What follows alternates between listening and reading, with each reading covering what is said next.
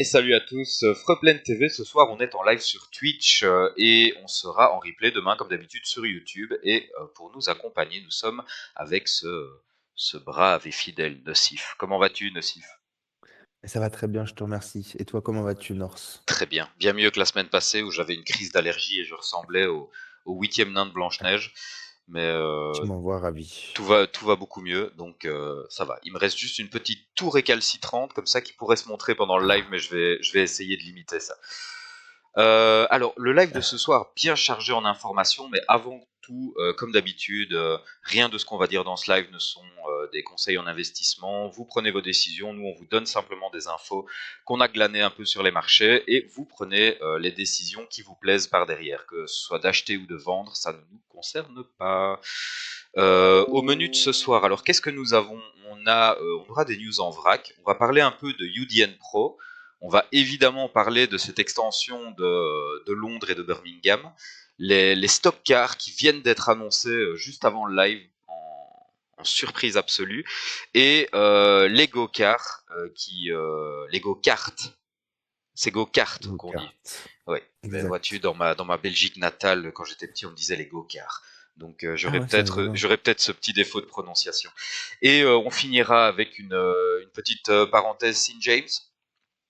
Et on, Ah oui, et- petite parenthèse, sympathique. Ne pas piquer des hannetons, n'est-ce pas? Exactement, exactement. Bah écoute, je te propose qu'on se lance dans les news en vrac. Et pour commencer ces news en vrac, bah écoute, petite vue du développement des nodes. On voit un petit peu comment tout ça progresse sur le graphique. On voit que les nodes, en tout cas, sont en combat. C'est ça que je retiens de ce graphique, parce que d'habitude, on vous montre toujours ceci. Donc la grille qui vous montre l'état des nodes à un moment T. Et j'ai vraiment trouvé plus intéressant d'avoir ce graphique finalement, parce que ça montre un peu le combat. Ça montre que des nodes se dépassent, se jouent des épaules, jouent des coudes. Et je trouve ça un peu plus intéressant de visualiser ça comme ça. Mais on Ouais, ça m'a continue l'air, à, ça m'a l'air. on continue à faire le suivi un peu chaque semaine de ça. Chelsea, en tout cas, en tête de, des nodes pour l'instant, suivi de Howard Beach et de Century City.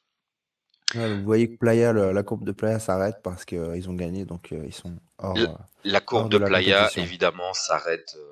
Alors, je sais pas, Nocif, est-ce qu'on voit ma souris? Ça m'aiderait, ça aussi. Oui, on voit ta souris, bien sûr, Parfait, oui. ok, C'est d'ailleurs super. qui Donc, n'est pas une souris, c'est une sorte de fenêtre, je sais pas, c'est étrange. oui, c'est une quadruple flèche, c'est ça? Oui, voilà. Ok, super. Bah écoute, comme ça au moins je pourrais montrer des choses un peu plus tard dans le live.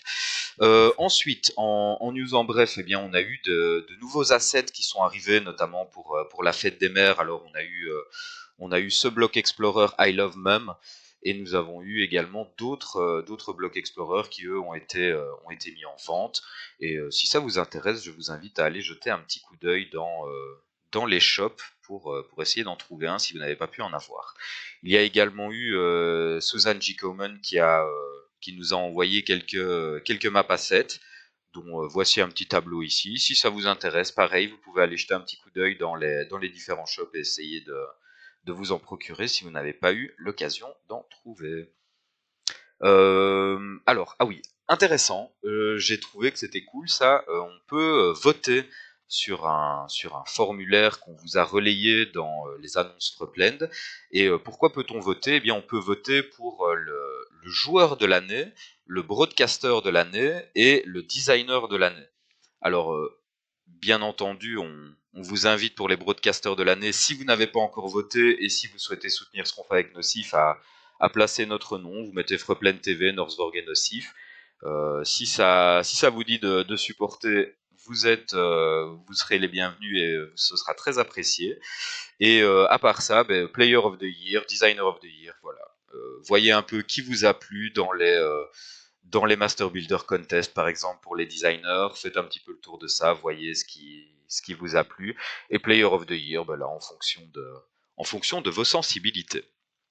Nocif, tu avais quelque chose à ajouter par rapport à ça? Non, bah voilà, bah merci à tous les gens qui nous soutiennent, Merci et à tous puis ceux qui nous soutiendront et merci qui... aussi à tous ceux qui ne nous soutiendront pas forcément, mais qui regardent les lives et qui sont là. Oui, oui, complètement. Et puis j'ai envie de vous dire à hasta luego à Las Vegas dans 2 semaines. Exact. Alors, toute dernière news également qui est sortie un petit peu avant le live tout à l'heure, c'est le Tour de Birmingham. Donc, pour 2000 EPEX, vous pouvez vous inscrire. Vous devez pour ce faire aller dans le menu, dans la partie trésor, et bien sélectionner dans le coin inférieur gauche la ville Birmingham. Et là, vous verrez qu'il y a possibilité de vous inscrire au tour. Il y a 0,01 Spark à la clé si vous finissez le tour. Maintenant, comme on vous le dit à chaque fois, étant donné qu'il y a une expansion demain, ça peut être pas mal peut-être de s'inscrire pour juste récupérer des sends et, euh, et pouvoir vous déplacer facilement lors de l'expansion. Mon Dieu, attends, parce que j'ai mon antivirus qui s'impose à moi. Voilà, ok. Euh, Ensuite, Nocif, tu nous présentes un peu les prix du marché, la plus grosse transaction, le floor, etc. Alors, qu'avons-nous là? Donc qu'est-ce qu'on peut voir? On peut voir que donc à Manhattan, ça a un petit peu bougé cette semaine. Donc on a deux grosses transactions donc qui sont sur deux Skyline, donc de la collection Skyline, qui est une collection rouge à Manhattan. Donc il y a toujours beaucoup de valeur. Donc au final, c'est pas des grandes. Voilà, on a vu ça prouve quand même que le prix global de ce genre de collection est quand même très accessible en ce moment. Ça prouve surtout ça, mais c'est bien. Il y a du volume, il y a de l'achat quand même. Quand ça descend, il y a des gens pour acheter. C'est une bonne chose. Exactement. Et donc, qu'est-ce qu'on peut voir? On peut voir qu'à San Francisco, voilà, on est sur, on va dire, un trend un petit peu plus bas que d'habitude, mais voilà, qui est assez compétitif. Donc, voilà, une fois de plus, pas de gros. Globalement, cette semaine, on voit que quand même le marché est en train de recouvrir. Ce qui est assez rigolo, parce que le marché est en train de recouvrir de Londres, on voit que ça remonte. Et comme si, en fait, globalement, même à Londres, on voit pas trop là, l'impact de, comment dire. Ouais, l'impact de l'annonce de l'extension. Je trouve que l'impact, si vraiment ça avait vraiment marqué le marché, l'annonce du release, du premier release de Londres, l'impact de l'extension se fait beaucoup moins sentir et je trouve ça assez rigolo. On voit clairement les prix se stabiliser et remonter un peu partout. Pas partout, il y a des endroits ça continue à descendre, mais des endroits un peu premium, ça continue à monter. Donc c'est rigolo, on va suivre ça, on va continuer à suivre ça. Donc, ce qu'on peut noter aussi à San Francisco, c'est qu'on voit pas mal de grosses transactions depuis un bon mois à South of Market, qui est un quartier du centre hein, vers le port. Donc voilà. Et du coup, à Londres, alors à Londres, donc voilà, là on a des grosses transactions sur des terminaux. Donc ouais, un terminal donc a été acheté par Abdullah donc voilà, une grosse propriété à Bishopsgate qui est une collection rouge. Mais voilà, non, c'est plutôt en fait c'est au niveau des floor price qu'à Londres, donc ça n'a pas vraiment bougé par rapport à la semaine dernière. C'est très très stable, on est quasiment sur les mêmes chiffres. San Francisco, si je ne m'abuse, c'est le floor en EPEX qui a descendu de 4000 EPEX. 4000 EPEX exactement. Et à Manhattan, voilà, le floor USD a repris 2 dollars et à 92 000. Et le floor en EPEX n'a pas bougé par rapport à la semaine passée. Mhm. Donc voilà pour le petit tour du market. Alors, on a décidé de temps en temps vous placer une petite news qui n'est pas forcément en rapport avec Upland, mais qui est en rapport avec le métaverse ou oui, l'écosystème métaverse en général, plutôt macro. Oui. Nocif, qu'est-ce qu'on peut voir sur cet article? Alors, on peut voir plusieurs choses. Déjà, pour remettre un petit peu de contexte, on va probablement avoir une annonce Apple à la WWDC début du mois de juin qui va potentiellement donc annoncer voilà leur casque de réalité mixte, etc.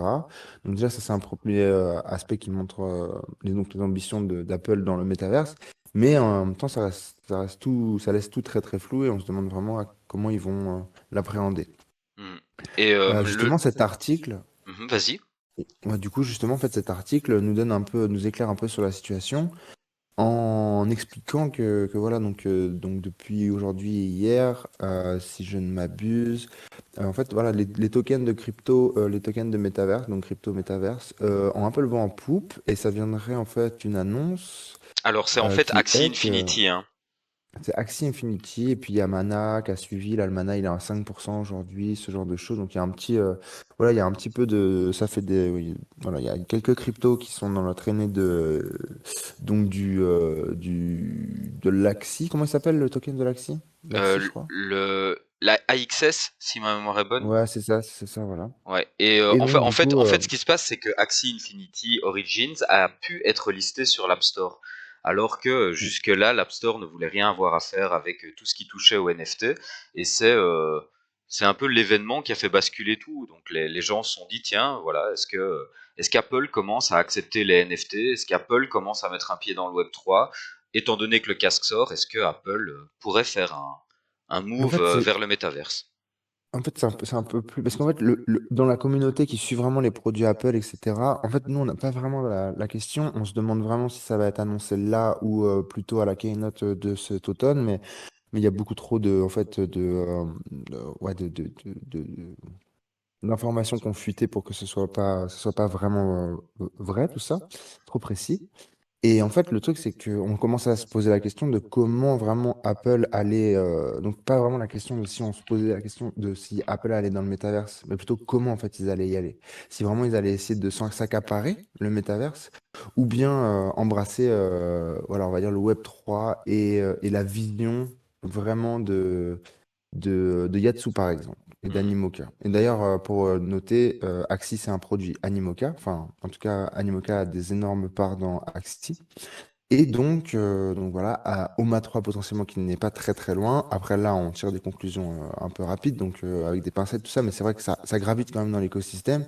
Donc est-ce que Apple, donc en background, aurait trouvé que le modèle Web 3 était en fait vraiment le modèle viable?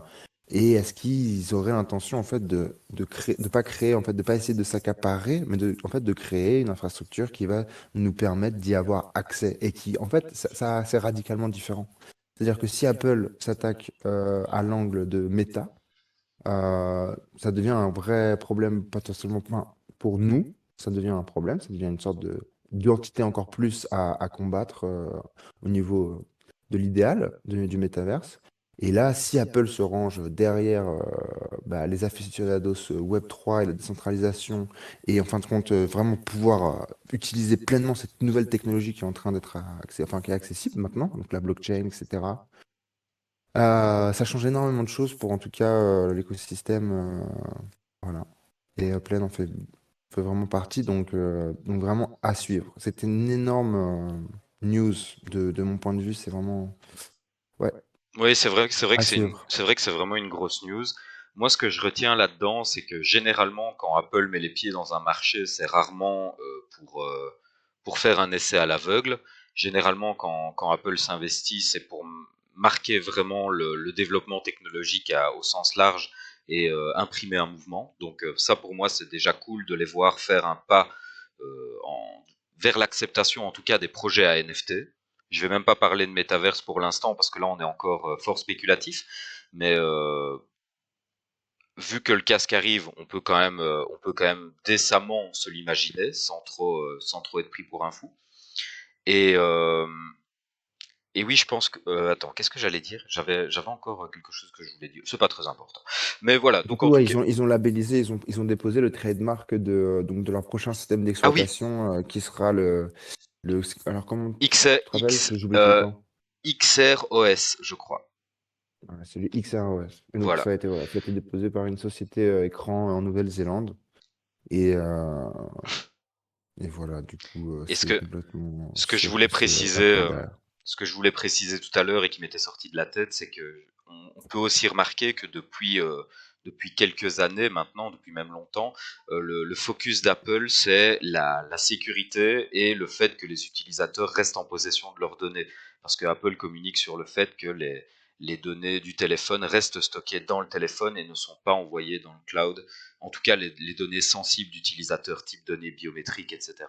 Donc, j'ai toujours trouvé qu'il y avait une proximité idéologique entre Apple et l'univers Web 3 et ce que la blockchain a à offrir. Donc moi je suis très curieux de voir comment tout ça peut se développer et voir s'il peut en effet y avoir un peu de rapprochement sur ces deux écosystèmes. Mm. Voilà pour les news en vrac nocif. Et pour entamer le premier gros sujet, je te propose qu'on commence par UDN Pro. Euh, tu nous briefes le truc ou j'y vais? Tu peux aller parce que tu connais mieux le départ de toutes les petites choses qui m'intéressent moins. Ok, ok, ok. Donc, alors, qu'est-ce qui se passe avec UDN Pro? Donc, UDN Pro, en fait, c'est une. Alors, est-ce qu'on peut dire que c'est une certification nocif, selon toi? Ah, ouais, je sais pas comment prendre le truc, quoi. Moi, je le vois comme une C'est une évolution, c'est l'évolution naturelle de UDN. alors, Ça écrème encore un peu plus UDN. moi, je le vois comme une certification pour reconnaître les acteurs les plus potentiellement intéressants du marché et les plus qui ont les reins les plus solides, je pense. Donc, qu'est-ce que c'est? Donc, en fait, c'est un programme qui va permettre de labelliser certains entrepreneurs du métaverse. On va le dire comme ça pour l'instant, à défaut de plus d'informations.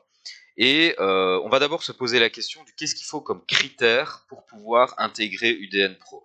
Donc pour intégrer UDN Pro, déjà il vous faut une expérience qui est prête à être lancée. Donc pas en cours de développement, etc. Non, il faut que ça soit prêt à être lancé. Il faut que ça intègre les API de Blend. Il faut pouvoir présenter une roadmap sur le long terme, donc avec vraiment un potentiel de développement, avec une promesse, avec un plan à suivre pour que le projet puisse grossir et il faut pouvoir faire une présentation des bénéfices pour la communauté de Blend. Ça, ce sont les points et les critères qu'il faut pouvoir satisfaire afin d'être éligible au statut d'UDN Pro. Maintenant, on peut se demander, voilà, qu'est-ce que ça va apporter exactement ce statut d'UDN Pro? Eh bien, déjà, ça va apporter des EPEX qui vont pouvoir servir pour acheter des dev shops ou pour louer du Spark pour faciliter les productions. Ça va donner droit à des structures customisées qui viendront, qui seront probablement produites par Upland. Ça donnera également lieu à un contact particulier avec un manager des partenariats chez Upland pour pouvoir justement développer les stratégies, pour pouvoir discuter des opérations, etc. Donc ça, plutôt intéressant en tout cas pour tous ceux qui souhaitent lancer des business d'avoir un point de contact chez Upland et pouvoir travailler en collaboration étroite. Très intéressant. Et après, on a tout ce qui est avantage marketing. Alors là, il y en a quelques-uns. Donc, en gros, je vous le fais court. On bénéficie des plateformes sociales de Upland. Donc, Upland fait des annonces pour notre business quand on est UDN Pro. On a accès aux notifications in-game, on a accès aux newsletters, aux emails, on a accès aux sessions de questions-réponses qui peuvent de temps en temps avoir lieu ou des interviews pourraient être organisées. On a accès à des posts sur les différents réseaux sociaux, Facebook, Instagram, etc., que vous connaissez tous. Et on a accès au Twitter Space et au YouTube lorsque, bien sûr, ça se justifie. Ça, ce sont évidemment tous des points très intéressants, mais nocifs. Il reste un point qui, moi, quand j'ai lu ça, j'ai failli tomber de mon siège. Je te laisse en parler parce que je suis pas encore sûr de pouvoir Voilà. en parler sans avoir la voix qui tremble. Bah, pour la petite histoire, Norse m'a informé justement ce dernier point, et moi j'étais persuadé que c'était une blague, il se moquait de moi. Alors Bah du ouais. coup, ce dernier point, donc il fait toute la différence.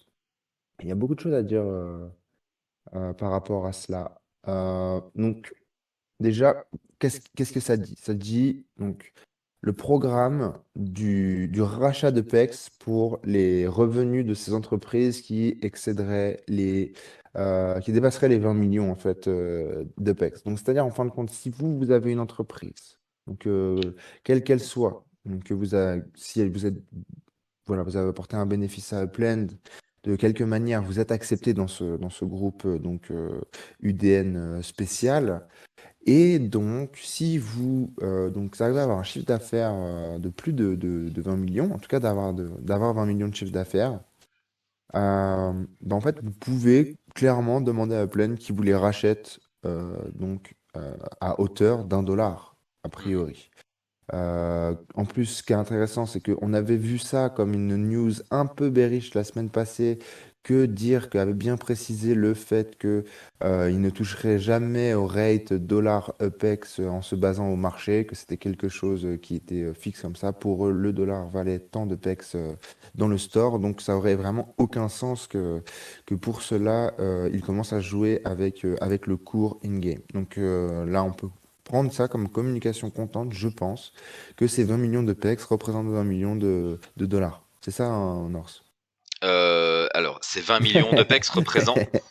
C'est 20 000 $, 20 20 000 000 dollars. dollars. Voilà, ok, d'accord. Ouais, Donc, ouais, c'est ça. Et déjà de un, ça valide le fait que, en gros, ils affirment que pour l'instant, ils affirmaient que le PEG était à l'entrée. Donc, quand tu achetais des EPEX avec du dollar, tu payais 1 dollar pour 1000 EPEX. Et là, maintenant, ils affirment que le PEG est valable à la sortie aussi.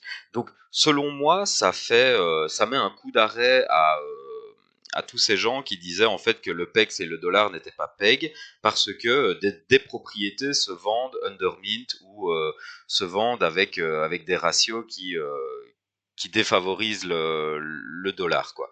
Euh, Moi, je suis très content de ça. Alors, il y a juste une précision aussi que je ferai par rapport à ce que tu disais. Moi, je parlerai même pas de chiffre d'affaires parce que généralement, le chiffre d'affaires, on l'estime sur une base annuelle. Là, ici, d'après ce qu'ils disent, ils parlent des revenus. Donc, ça veut dire que même si tu mets 4 ans pour générer tes 20 millions de PEX, ah oui, potentiellement, bien sûr, oui. potentiellement, tu es éligible à ça aussi. Donc, ça, c'est Ouais, c'est tant que tu dépasses, c'est-à-dire qu'il s'occupe pas de toi tant que t'es pas un acteur qui a réussi à dépasser cela, quoi. exactement, Mais comme exactement. on a parlé tout à l'heure, on a dit que potentiellement comment on appelle ça, ce barème, cette limite, sera sûrement amenée à être descendue au fur et à mesure que tout ça se développe, quoi. Honnêtement, j'y ai réfléchi depuis qu'on en a parlé tout à l'heure. Tu penses que ça va rester comme ça? Je pense que ça va Ou rester alors, comme. Moi, en oui, tout c'est cas, possible. moi, je laisserai ça comme ça Oui, parce que pour un temps. pour un Mais c'est vrai temps, qu'in ouais. fine, Mais on pense que c'est vrai qu'in fine, on pourra avoir du buyback partout, quoi. C'est-à-dire le PEX pourra être revendu en dollars potentiellement et Plaid l'acceptera à la rate PEG, quoi. Potentiellement. moi, je pense qu'il va falloir bien Beaucoup de temps, oui. comprendre euh, d'où vient l'argent qui rembourse ces joueurs, parce que à terme, ça m'a l'air d'être quelque chose qui pourrait tourner en pool de liquidité avec Ok. une instance décentralisée qui pourrait Une pool de ajuster dollars le. décentralisée, ouais. Voilà, voilà. Moi, Comme en ce tout cas, je que vois ça. aurait pu Mais nous permettre, c'est vraiment l'UIP 1, donc cette loi la première loi qu'on a votée, a pu potentiellement donc ouvrir la porte à ça. Vous dit pas que c'est ça, que tout est, mais clairement, sans l'UIP 1, c'était compliqué de voir se créer une pool décentralisée en dollars. mhm. Avec l'UIP 1, ça laisse maintenant la porte ouverte à ce genre de choses. Et là, c'est un C'est petit. possible, en tout cas. C'est pas. Non, non, bien sûr, c'est juste, ouais, c'est juste une porte ouverte. C'est-à-dire que la porte était complètement, potentiellement fermée avant. Et là, le fait que nous, voilà, on contribue aussi à faire donc tout tourner, qu'on est aussi, donc la community pool est aussi dans le cercle vertueux des EPEX, on pourrait potentiellement se dire que voilà, une pool en dollars serait donc allouée à la communauté et on pourrait faire tout un tas de choses, quoi, avec Et une ça, tu pool. vois, moi, ce qui me plaît beaucoup là-dedans, c'est que indirectement, en faisant ça, donc je rappelle, hein, ce programme s'appelle UDN Pro. C'est ça, c'est le Pro qui a été ajouté.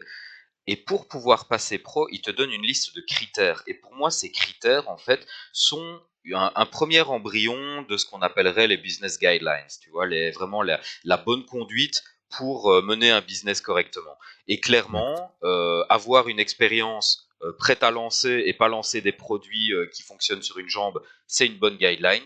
Avoir des intégrations des API une bonne expérience utilisateur, c'est très bien. Avoir une roadmap pour ne pas vendre aux gens du vent et pour au moins leur vendre un projet concret dans lequel ils peuvent se projeter et avoir un bénéfice pour la communauté de Plaine. Pour moi, c'est vraiment ce sont les quatre commandements de base du business, à mon avis, que Plaine est en train d'installer. Exact. Et aussi, ce qu'on peut noter, du coup, c'est que je pense qu'aussi Upland s'adresse là à des. Bon, déjà, la première chose, pour peut-être ceux qui ne se sont pas rendus compte, c'est que maintenant, clairement, si vous vous êtes garanti d'avoir une boîte qui tourne, clairement, si vous ne prenez quasiment aucun risque d'ouvrir votre entreprise plutôt sur Upland plutôt que sur le World Wide Web normal, on va dire. Bon, le risque, c'est que vous avez moins de visibilité pour l'instant, donc c'est sûr que ça peut paraître un peu étrange, mais c'est vrai que pour parler par exemple d'un produit, d'une communauté Web3, on est quand même, voilà, on est un peu un concentré de cette communauté, on va dire.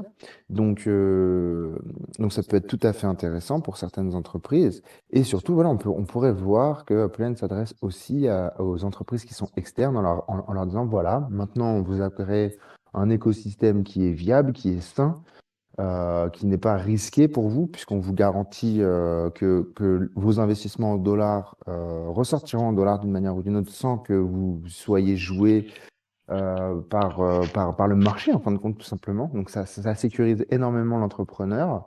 Et donc, voilà, on pourrait voir des gens de l'extérieur et pas forcément que des gens de la communauté se lancer encore un peu plus, non, plutôt même des gens de l'extérieur qui trouveraient l'intérêt tout d'un coup de créer quelque chose sur la plaine, puisque c'est beaucoup plus safe, Créer, d'une d'ailleurs, manière. créer ou s'étendre, hein. Tu pourrais très Ou bien c'est avoir, tort. par exemple, une marque de chaussures type, je sais pas, Adodos, par exemple. Adodos pourrait très bien ouvrir, en plus de ses magasins en ligne, pourrait très bien ouvrir un magasin dans Upland pour permettre à des Uplanders d'acheter des Adodos en UPEX, étant donné qu'à terme, ils pourraient tout à fait, après 20 millions de chiffre d'affaires, ils rebasculent en dollars et hop, pour eux, ça leur fait un point d'accès à une communauté, à un public cible auquel ils avaient peut-être différemment accès avant. Ouais, ouais, Donc ouais, ouais. voilà. Non, Donc ça, beaucoup, c'est beaucoup de choses très bonne chose. de perspective avec cette nouvelle. Super bonne chose en perspective. Bon, gros dossier. L'extension de Londres et Birmingham. Euh, je te propose. Alors, on va éliminer les informations un peu accessoires et on va passer sur l'analyse rapidement. Mais dans les informations accessoires, bon, ben, il y a eu des terminaux d'aéroports qui ont été ajoutés dans différentes villes, notamment Nouvelle-Orléans, à Dallas, à Las Vegas, à Nashville et à Kansas City. Donc là, vous avez les prix, etc. Bon, tout ça est déjà parti, donc c'est pas vraiment la peine de rester là-dessus. Vous avez ici, si ça vous intéresse, vous pouvez mettre l'écran en pause si vous nous regardez en replay pour voir les différents trajets ou aller retrouver ça sur le site de Blend directement dans les events. Et je vous propose qu'on passe à l'analyse. Donc déjà, je vous remets la map totale de Londres et je rappelle que vous avez ici le petit point central qui est la City avec Westminster en mauve. Ici, ça c'est la partie qui avait été ouverte lors de la première release. La deuxième release, si je ne me trompe pas, alors déjà ça ne cadre pas exactement avec les délimitations de quartier qui sont là, mais massivement c'est Camden. On est d'accord, Nocif? On ouvre là. À Ouais, Camden. C'est c'est globalement Camden, ouais. C'est c'est Westminster et maintenant c'est Camden, ouais. voilà. Donc Une grosse euh, partie en tout cas. avant de parler vraiment de cette release, donc là, si je vous montre ça, c'est juste pour vous montrer l'ampleur de la ville qui reste à ouvrir. Enfin là ici, on s'est déjà fait sécher nos wallets avec les deux petits morceaux ici centraux. Là maintenant, ils vont ouvrir Camden, on va encore plus se faire sécher et regardez ce qui restera à ouvrir encore par après, c'est absolument colossal. Donc pour moi, ça c'est vraiment le point de départ de cette analyse d'extension, c'est quel est en gros l'état des finances.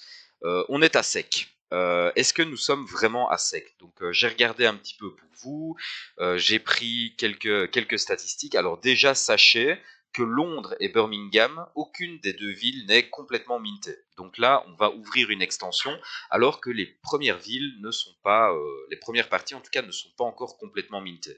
Et je pense que pour l'instant, la seule fois où c'est arrivé, c'était Los Angeles, je crois. Non, pas vraiment, parce que en fait, si on regarde Chicago par exemple, ça n'a jamais vraiment été minté le premier release, et pourtant. Pardon, pas Los Angeles, Chicago, tu as raison. C'est Chicago. Los Angeles avait été minté avant qu'il n'ouvre la partie nord. Non, non, non plus. Los Angeles, ça n'avait Si. pas été minté. Non, le sud de Los Angeles, ça n'a jamais été full mint avant qu'ils ouvrent le nord. Ok, Le sud de Los Angeles est toujours même pas minté encore. ok, je retire ce que j'ai dit. En tout Hum, cas, là hum, hum. ici, Londres n'est pas minté, ça c'est un fait certain, et Birmingham non plus. Si on regarde, voilà, il reste 191 propriétés à Londres et 154 à Birmingham. La question qu'on peut se poser en gros, c'est est-ce que le marché est à sec, est-ce que le marché est à court de liquidité et ne minte pas, ou est-ce que le marché préfère garder des liquidités sachant qu'une extension arrive?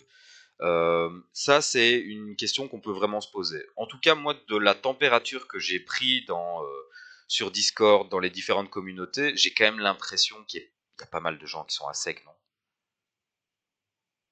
Bah oui, hein, ça a quand même pris énormément de liquidités, on va pas se cacher. Mhm, Après, comme tu dis, comme Upland avait déjà plus ou moins annoncé qu'il allait avoir une extension, enfin un release le jour de la Genesis Week, bon, il y a toujours des personnes qui s'attendent à potentiellement quelque chose d'énorme, donc garde toujours un petit peu sous le pied. Donc il y a mhm, de ça, il y a de ça. Après, il y a des gros joueurs qui ont des gros earnings, donc qui recouvrent assez rapidement, on va dire. mhm, Donc, on va avoir ces liquidités donc déjà qui vont apparaître pour le prochain release. mhm. Mais c'est vrai que ça risque d'être un peu étrange, ce release. Exact. Alors, Je pense que là, on pourrait voir. Et je pense que je n'ai aucune idée de ce qui va se passer. Je suis hmm, très curieux de. C'est peut-être du tout au tout. Je sais pas. alors, Peut-être ça va être ma, minté, peut-être pas. ma Par contre, spéculation, moi, ce que c'est que ça va être j'aimerais. lent. Ce que j'aimerais noter, c'est que je pense que Upland a fait ça extrêmement stratégique. Ils sont pas ils sont pas en train de faire la deuxième partie juste parce qu'il y a une tension sur sur le marché. Ils Non. savaient très bien plus ou moins que ça allait finir comme ça, je pense. Donc, vraiment, oui, je pense qu'en fait, ils ont fait ça pour la communauté, quoi. Ils ont voulu que certaines personnes se concentrent sur des quartiers, penser que ça allait rester comme ça, s'investir avant de penser que ça allait être plus long. Et paf, au moment où quelques communautés ont prise, commencé à prendre racine, ils ont balancé le deuxième release pour que ce ce phénomène-là soit pas dilué, on va dire, dans dans ce release qui aurait été beaucoup trop gros au final. Mhm. C'est ma théorie, hein. Rien de plus. Mais c'est Ça vrai se que tient, hein, ça se tient, hein. j'y ai réfléchi, je me suis dit, ah, quand même, sinon, c'est bizarre quand même. Mhm. Alors, pour donner un peu plus d'informations sur la release, alors on va commencer par Londres. Donc là, ils vont nous release 13 000 propriétés. Alors, ça j'ai trouvé ça amusant, ça. Ça t'a pas fait rire, ce pourcentage de FSA? Alors, attends, j'ai pas eu. On est plus ou moins, alors on est plus ou moins à 0,007% de FSA. Mais c'est une Donc, blague. donc Ils sont autant, plantés. ben, autant dire que si vous êtes Bah, si vous avez encore la FSA, vous pouvez aller jouer au loto, quoi, hein, si vous trouvez si la vous êtes FSA. encore Uplander et que vous souhaitez tenter le coup de Londres en vous disant que vous allez essayer de choper une FSA, j'y compterai pas trop. Il y aura 4 nouvelles collections normalement qui vont être concernées et dans les quartiers qui vont ouvrir, il y aura 3 landmarks, dont un à Abbey Road, qui est le Abbey Road Studio, qui est un studio absolument légendaire. Mon âme d'ingénieur du son a des paillettes dans les yeux quand j'ai vu ce mot passer. Abbey Road Studio, c'est vraiment la légende absolue Tu en vas matière. commencer à économiser. Comment? Tu vas commencer à économiser pour te payer le landmark. Comment te dire, j'ai peur de voir son prix et j'ai peur de devoir y mettre l'intégralité de mon net worth, donc je suis pas tout à fait sûr.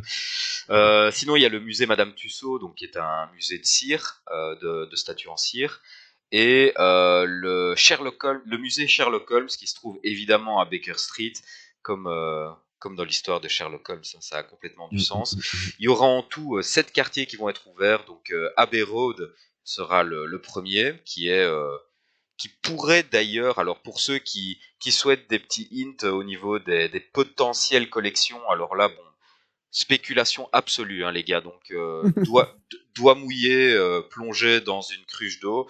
Euh, Abbey Road Street, ça pourrait éventuellement être une rue intéressante, c'est suffisamment iconique pour potentiellement être une collection. Church Street, Little Venice, Maida Valley, bon, tout ça, moi, j'y vois pas énormément de points d'intérêt particuliers. Bond Marylebone, Street, Bond Street, Bond Street.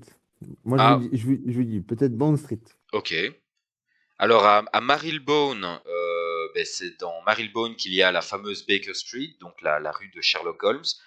Pour le côté historique et pour la résonance du nom, peut-être, pourquoi pas. Regent Park et West End. Et West End, bon ben là, il y a quand même une sacrée concentration d'endroits un peu iconiques. Et là, il y a, à mon avis, à West End, il y a une bonne potentialité de collection aussi. Mais tout ça très spéculatif. Je souhaitais rappeler que sur la première partie de Londres, on a quand même été surpris de quartiers qu'on pensait être des collections et qui finalement n'en étaient pas. Et Upland a eu un commentaire que j'ai trouvé finalement assez juste. Ils ont dit Londres est une ville qui est tellement iconique qu'à un moment il faut bien faire des choix. Bah, dans le fond, oui, c'est vrai. Après, on peut discuter des choix. C'est vrai que les choix sont parfois un peu surprenants, ça peut l'être, mais bon, il faut accepter ça. Et là ici, je me dis que si s'il n'y a que quatre collections, ben si tu as ne serait-ce qu'un choix ou deux qui sont un peu surprenants, ben ça réduit quand même beaucoup les chances, quoi. Qu'est-ce que t'en penses, Nassif? Ouais, non, vraiment, c'est Je trouve ça très spéculatif, moi, vraiment, de jouer les collections compliqué. sur une Moi, je pense expansion. que C'est pas je, impossible, mais c'est je- spéculatif. je commence vraiment de plus en plus à penser que Upland, je sais pas dans quelle mesure ils le font et dans quelle envergure, quelle proportion ça prend, mais je pense, j'ai vraiment commencé à avoir l'impression que ils choisissent une partie des collections qui ont vraiment du sens, en fait. C'est de la recherche, quoi, de voir vraiment, de tirer l'identité d'une zone, etc. Où Mhm. là, il y a vraiment de la recherche. Et une autre partie des collections qui a l'air, ben voilà, une fois de plus, mais on nous avait parlé la semaine dernière, voilà, qui fit dans ce qu'ils ont besoin en termes de ratio, de propriété, voilà, stratégiquement, mais qui théoriquement ne reflètent pas grand-chose de la vraie vie. Et donc, en fait, ça en fait une collection complètement hasardeuse, parce que personne ne peut vraiment se douter d'où ces genres de collections vont tomber, puisqu'elles sont presque mises au hasard, admettons. Et donc, du coup, ça rajoute en fait un peu de la chance et un nouveau joueur peut arriver et minter une propriété qui est une collection rouge, par exemple, sans faire exprès, sans avoir fait vraiment de recherche. C'est Et ça. potentiellement, ça peut être un angle qui les intéressait et on voit ça arriver. Donc, peut-être que si ça continue comme ça, peut-être qu'un jour, les collections, vraiment, ce sera vraiment quelque chose de random qui donnera un peu plus de valeur à des endroits qui n'en ont pas vraiment de base. Je sais pas où on va avec ça, mais je pense qu'il y a quelque chose derrière, en tout cas. Mhm, tout à fait. Et là ici, si vous regardez la carte, vous avez en orange et en bleu ce qui avait déjà été ouvert lors de la première release, et en la partie supérieure, la partie nord, en vert, ça c'est ce qui va être, ce sont les 7 quartiers qui vont être ouverts lors de cette Donc, release. D'ailleurs, attends un peu, je me rends grosse partie compte. des Camden, en effet. Ok. Est-ce que tu peux vérifier la date et l'heure exacte? Donc l'ouverture c'est demain, mais l'heure exacte, parce qu'en C'est fait à je me rends 18 heures. c'est à 18 h. Ok, d'accord. Mhm. Maintenant qu'on a vu Londres, je vais rapidement passer sur Birmingham que je connais très très mal en fait, et je n'arrive pas à imaginer ce qu'il peut y avoir comme collection réellement à Birmingham. J'ai pas vraiment fait de recherche et malheureusement j'ai pas grand chose à vous apprendre sur cette ville. Maintenant, je me dis également que c'est une ville qui va être composée à 77% de FSA, donc clairement ça, à mon sens, ça concerne massivement les Uplanders. Ça veut pas dire que il n'y a pas éventuellement des possibilités d'aller faire du flip là-bas ou de faire quelque chose, mais j'ai l'impression que ça s'adresse plus aux Uplanders, donc j'ai moins traité le sujet. Il y aura en tout cas 11 000 propriétés qui vont être relâchées, et une seule collection et un landmark, le Aston Hall. Il y aura quatre quartiers, donc Aston, Birchfield, Ainsworth et Lozells. Et la carte, voilà, c'est la partie nord ici qui va s'étendre avec les quatre quartiers que je viens de vous citer. Euh, pour, euh, pour terminer sur un point qui est quand même, à mon sens, relativement important, vous avez aussi bien à Birmingham qu'à Londres une collection qui a déjà été annoncée, donc qui est Piccadilly pour Londres et Soho Road pour Birmingham. Et il se trouve que ces collections sont des rues qui vont également concerner des propriétés dans les nouvelles parties qui vont être release demain. Étant donné que ces propriétés qu'on connaît déjà la collection dont ces propriétés vont faire partie, sachez qu'elles ne seront pas au même prix que les autres propriétés qui, elles, pour le coup, seront réellement en mode vanilla et pour lesquelles on ne connaîtra pas les collections. Donc, Si vous aviez dans l'esprit de vous positionner sur Piccadilly ou sur Soho Road, qui, pour la petite info, sont des collections rouges, sachez qu'il va y avoir sur le mid-price, par rapport aux propriétés du quartier en général qui ne sont pas dans la collection. Oh, c'est ça dont tu me parlais tout à l'heure. Moi, j'avais pas compris que tu me parlais de. Ah, et oui, bien évidemment, ça va être inaccessible. Ah, mais pourquoi t'avais pas Mais non, mais compris? j'avais pas en fait fait le lien en fait. Je me Ah, ben parlais de voilà. tout ça. Voilà, bah attends, je vais terminer Non, non, mais l'explication au continue, cas où pour excuse-moi. C'est que, vrai que que ça tout vient le de monde. me faire comme un flash. Ok, d'accord. Donc, je ne sais plus où j'en étais. Voilà, mais écoutez, en tout cas, je vais vous montrer la carte pour réexpliquer ça. Prenez par exemple ici, voilà. Donc vous avez la frontière de St James et de West End, par exemple. Cette frontière-ci, vous avez Piccadilly qui se trouve ici. Donc toutes les propriétés qui étaient cotées St James, fatalement, on a découvert que ces propriétés faisaient partie de la collection Piccadilly, qui est une rue. Mais Piccadilly, c'est exactement la frontière. Ça veut dire que à West End, vous aurez toutes les propriétés ici également qui feront partie de Piccadilly. Quand vous regarderez les prix de West End, vous aurez un prix à l'Up Square qui sera X. Sachez que toutes les propriétés de Piccadilly ici, elles vont avoir un multiplicateur qui vont être appliqués à ce mint price du quartier. Donc vous risquez, et comme ce sont des propriétés qui font partie d'une collection rouge, vous risquez d'avoir un multiplicateur déraisonnable. Vraiment déraisonnable. Si je me souviens bien, alors c'était le Bronx ou c'était Brooklyn, je ne sais plus, mais en tout cas, dans une de ces deux villes, je crois me souvenir qu'il y avait un multiplicateur de fois 24 pour les collections rouges. Il me semble. Ne prenez pas trop ça comme argent comptant. C'est un souvenir que j'ai pas réussi à trouver de traces de ça, mais j'avais le souvenir d'un fois 24. Donc imaginez-vous qu'une propriété qui, dans le quartier West End, vaudrait 100 000 EPEX, pourrait, si elle est sur Piccadilly, valoir 2 400 000 EPEX. Pourrait. Donc ne mettez pas trop d'espoir là-dessus. Premièrement, déjà, ça va être très Ah, concurrentiel, ça va être très cher, ça va être difficile d'accès et le raisonnement s'applique aussi bien pour Londres avec Piccadilly que pour Birmingham avec Soho Road. Voilà. Donc jetez un coup d'œil. Si je me suis trompé sur le x24, j'en serais très heureux. Si vous arrivez à en avoir à moins cher que ça, tant mieux, magnifique. Mais gardez ça dans un coin de votre tête, c'est vraiment plus que probable que ça arrive. oui, Euh, non, c'est complètement ça. Est-ce que tu souhaites Euh, rajouter quelque chose, Nassif? du coup, j'ai fait le petit calcul et si je ne m'abuse, le pourcentage de FSA par rapport aux 13 000 propriétés de Londres qui vont être sorties, ça fait une FSA. Donc, ben voilà, bah, à vous de la trouver maintenant. Donc ça c'était pour la petite blague. Et du coup, je pense que du coup tu. Et oui, c'est vrai parce que du coup on n'a pas, on parlait de cette chose et moi j'avais pas en fait compris où tu voulais en venir et j'y avais pas pensé. Et exactement, c'est tout à fait ça. Donc c'est assez incroyable. Tu viens de détruire tous mes rêves de demain, hein. Donc c'est pas grave. Ah Mais mais est-ce tu que vois, ça t'intéresse que. quand tu me disais ça tout à l'heure, que tu me disais, moi je vais sur Piccadilly, c'est pour ça que je t'ai dit, mais combien t'as en cash? Parce que ça va exploser. Ah ouais, ouais, non, mais absolument. Ouais, très peu de gens vont avoir les moyens d'aller sur Piccadilly. Non, en plus, moi, je chassais une propriété qui est gigantesque. Donc, non, c'est sûr que là, il va rien se passer. Demain, je vais bien gentiment rester à regarder ce qui se passe, je pense.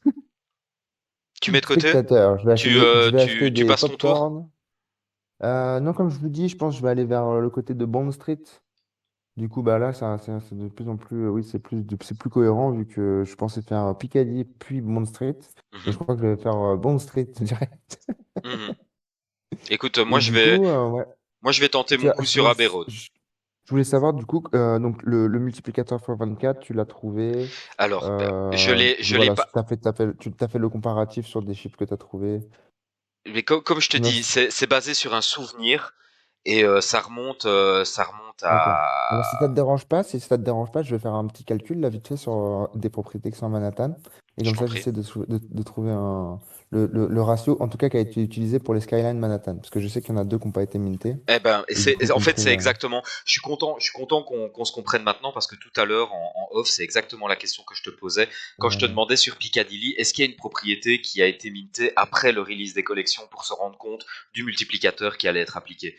Mais ça n'existait pas. Et donc là maintenant, si tu peux le trouver à Manhattan, en tout cas pour nous donner un peu de perspective, Ouais, j'essaie de faire ça vite fait. ce serait vraiment top. Et je vais Mm. continuer alors à déballer le live.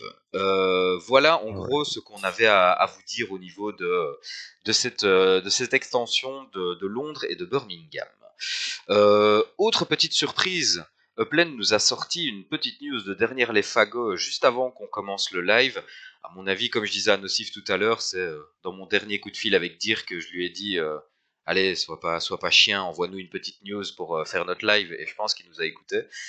Euh, on a l'arrivée du stock car. Alors le stock car, personnellement, je suis pas du tout dans le sport, vous le savez, et j'ai complètement appris ce que c'était. Donc si vous savez déjà ce qu'est le stock car, désolé pour les bases que je vais revoir là maintenant.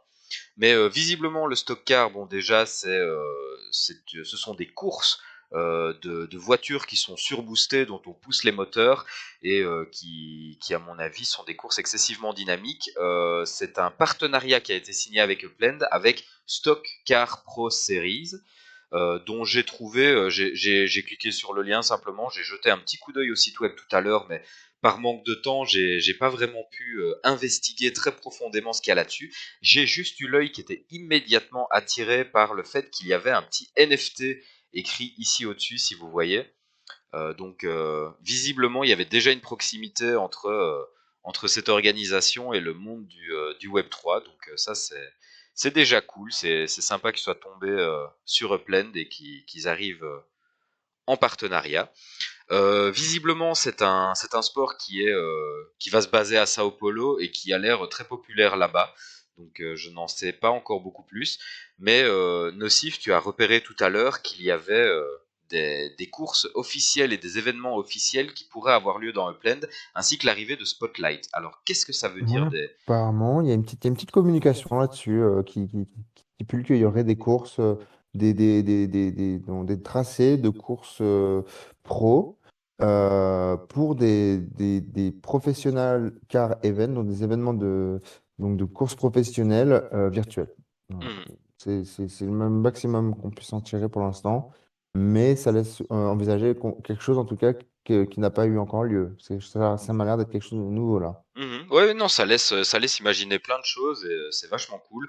Donc vous avez une petite image là. Pour moi, ça ressemble à du rallye, mais visiblement, ça a l'air assez différent dans les règles. Dès lors, qu'est-ce qu'on peut s'attendre exactement comme bénéfice pour Upland?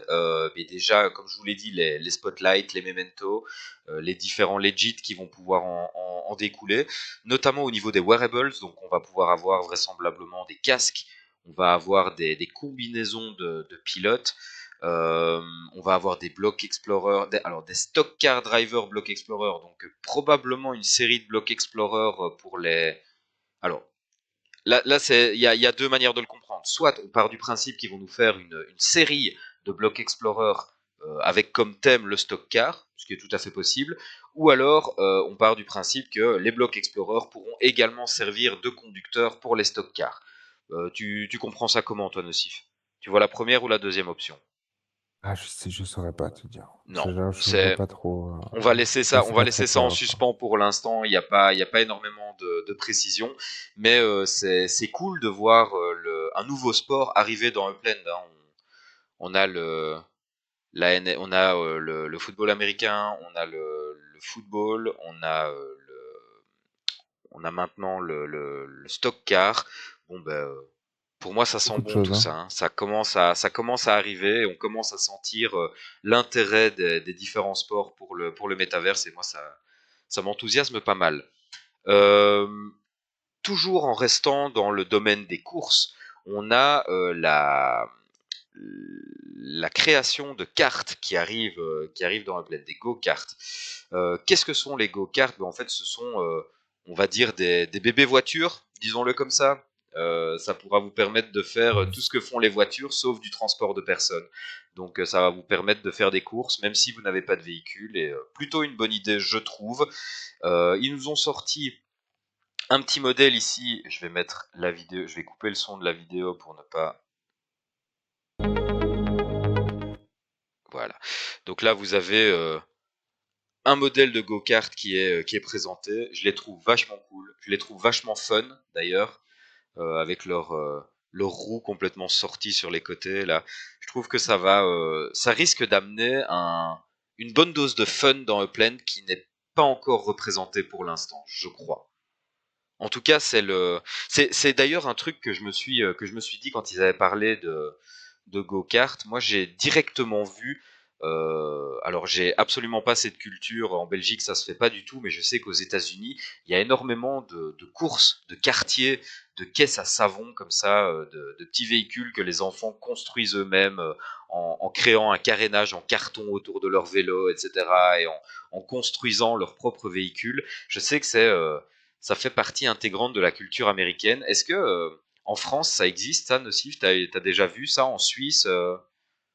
Bah, vraiment, on a un petit peu des caisses, enfin, des concours de caisses à savon, ce genre de choses, mais c'est pas très très populaire. Ouais, En je pense Suisse, on qu'en a un Belgique il peu, doit y en mais avoir, mais j'ai jamais trop constaté ça, mais je pense que ça doit exister aussi. Ouais. ouais, mais sinon, ouais, c'est tout ce qu'on a, de Mhm. ce que je sais en tout cas. Ok, ok. Mais voilà. Donc en tout cas, ça va arriver pour la Genesis Week, hein. Les go-karts seront disponibles à la Genesis Week. Il y aura deux manières de vous en procurer. Disons-le honnêtement, il y aura une manière de vous en procurer parce qu'une des deux manières, c'est d'être présent à la Genesis Week en personne à Las Vegas. Bon, je suppose que peu d'entre nous pourront faire le déplacement, pour ne pas dire probablement presque aucun.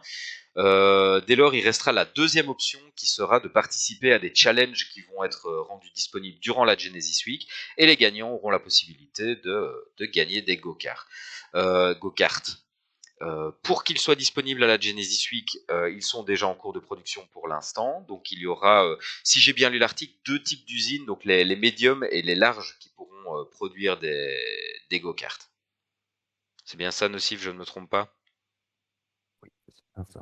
Ok, voilà. Je pense que c'est à peu près tout ce qu'il y avait de vraiment intéressant à dire pour l'instant sur les go-karts, en attendant d'avoir un peu plus de précision sur la manière dont ils vont arriver, comment on pourra les utiliser, etc.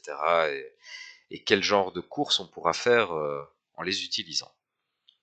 Voilà pour ce dernier gros sujet qu'on devait aborder. Nocif, est-ce que tu as pu trouver le multiplicateur J'ai pas potentiel encore sur en les fait eu Skyline? le temps, j'ai pas eu le temps en fait de vous faire des calculs, mais je vais vous montrer à peu près à quoi vous attendre. Ok. Là, on est sur, euh, admettons, on est sur une propriété de 2213 Yupitou, d'accord? Qui a été minté donc pré-collection. En plus, c'est un ultra rare, en plus d'être un Skyline. Ouais, mais ça Mais malheureusement, ça fausse complètement le calcul alors. ah non, pas du tout, puisque ça a été minté pré-collection. Donc en fait, il l'a juste minté au prix du mètre carré au prix du Yupitou du quartier. Ouais, mais si c'est un... Donc Ah oui, oui, ok, ah ouais, d'accord. du coup non, ça change rien. En fait, vu que ça a été minté pré-collection, Ouais. il n'y a pas de booster. Il y a juste le multiplicateur une fois que tu as complété la collection. Ouais, tout Mais en à fait. termes de mint price, ça change rien. Donc là, on est sur du 2000, donc 2000 Yupitou, vous voyez? Donc 2000 Yupitou à 1,9 million. Et on peut trouver donc des propriétés qui ont été mintées post-collection à Reveal à 9 millions, le prix de mint de 9 millions pour moins de 1000 Yupitou.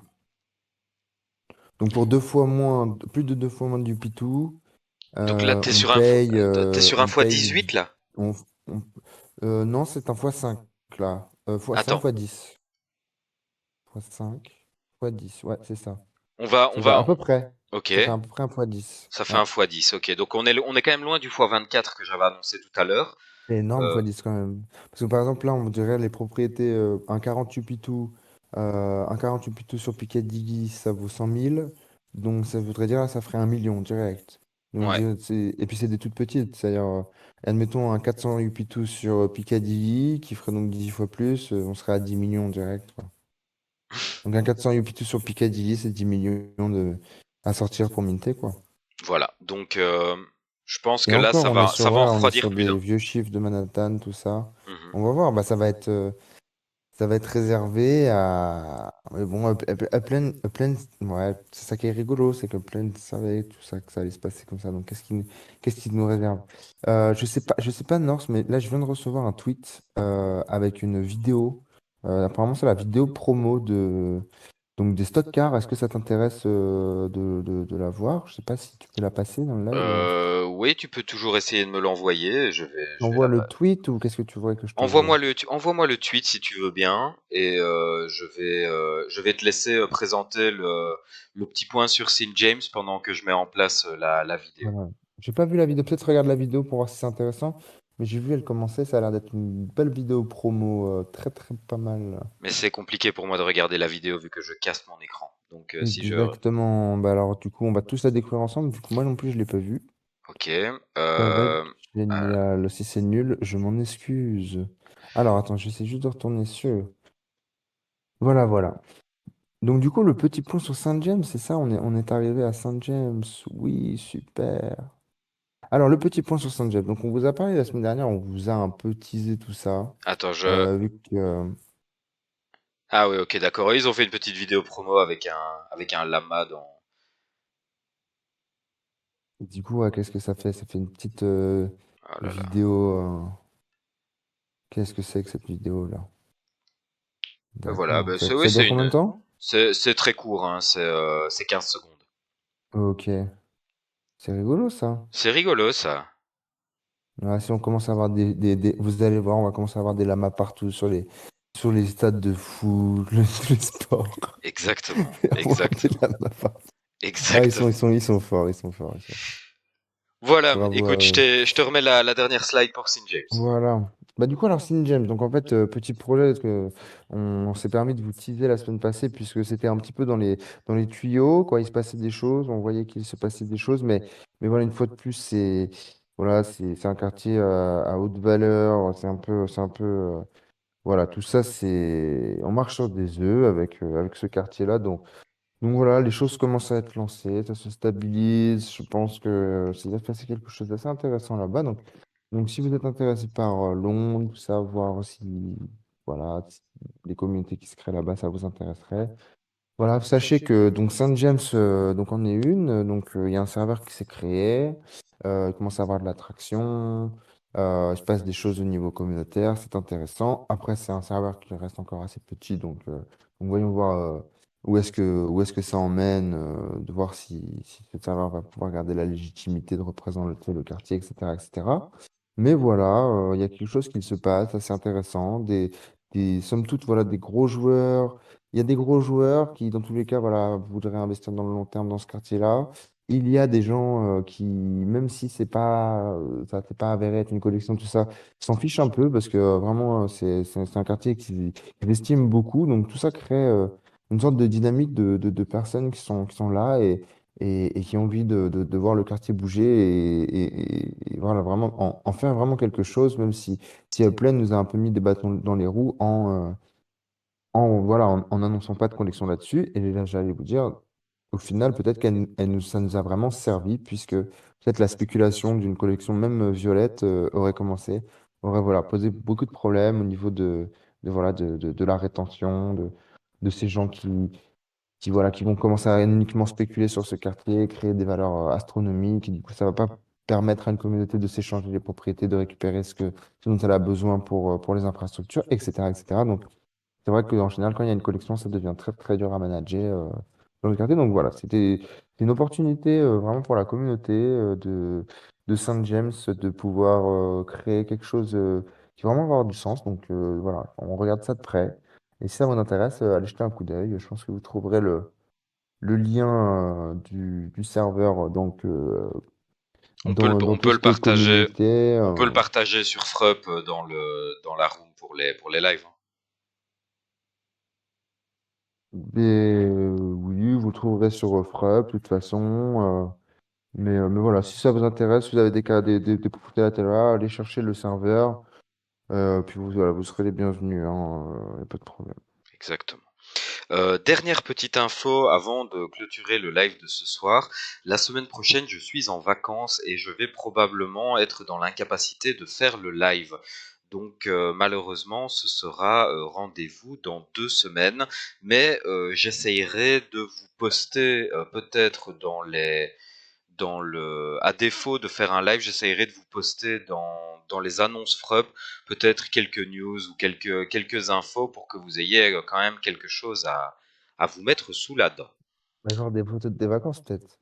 Ou C'est déjà pas mal, des ça. photos de mes vacances, parfait, oui, oui, très bien. On va transformer FRUP en l'Instagram de Nord, ça va être super.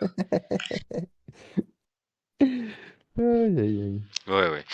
Non, non, ça, c'est le genre de choses qui risque pas d'arriver. Si, je crois que j'ai posté une fois une photo de ma vie, c'est quand j'étais allé à la ferme avec ma fille et j'étais tombé sur un lama et je crois que j'ai fait un selfie avec un lama. Ah, Je, c'était je, je, génial, je me rappelle en je crois plus. que c'est la seule C'est, fois où j'ai posté Mais tu sais, c'était un grand moment pour la communauté. Sache-le. exactement, exactement. Un petit pas pour l'humanité, mais un grand pas pour Norse.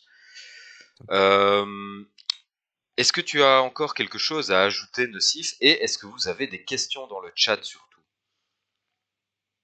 On a couvert beaucoup de choses en 1 heure, là, j'ai l'impression, hein. Bah écoute, on est à 1h05. Je t'avoue qu'au début du live, vu ce qu'il y avait à dire, je craignais qu'on Ouais, arrive à un live d'1h30. Mais en fait, ça va. incroyable, incroyable. On a été efficace. Ah, complètement. Il n'y a pas l'air d'avoir de questions dans le chat. Ça nous Euh, manquait, Norse. Ah, c'est gentil. C'est gentil, ça me va droit au cœur. Mais je vous posterai de toute façon un petit Mais sinon, message c'est pour... ça, on devrait faire un. Genre, le truc qu'on n'aura jamais le temps de faire. On va faire un best-of de tout 2022 pour le jour où T'es Norse il est absent. t'es vraiment le pire des pires de dire ça en live comme ça. J'ai absolument On va pas le faire un temps de faire. bêtisier, C'est le tout truc où on est monté et obligé de tout. remater tous les lives là, de se taper une trentaine d'heures de visualisation sur YouTube là. Non, ça va être horrible ça. Très mauvaise idée, Nocif. Très mauvaise idée. Des fois, j'ai pas que des bonnes idées. Eh ben écoute, je vais couper le live avant que tu aies une autre mauvaise idée comme ça qui te vienne. Ouais. Euh, En tout cas, ce que je peux dire, c'est ouais, faites attention à vous demain au release. Voilà. Soyez pas, ayez pas de trop grandes expectations. Peut-être ça va être encore plus cher que le premier release, allez savoir. ben oui, Même si Open On a rentre dans une Carlou là phase en un peu question. étrange. On a Carlou en question qui nous pose la question sur Piccadilly, ça doit être combien le prix minimum des terrains? Non, Euh, ça va être 1 million. A priori, d'après le calcul là, si ça fait du x10. ouais, je pense que partir sur 1 million en prix minimum, ça pourrait être une bonne base Je crois d'estimation. en tout cas, du côté qui a déjà été release, on va dire que les plus petites propriétés, elles faisaient dans les 48 pitous, si je me rappelle bien. Mhm. Juste jeter un coup d'œil, normalement je suis dessus.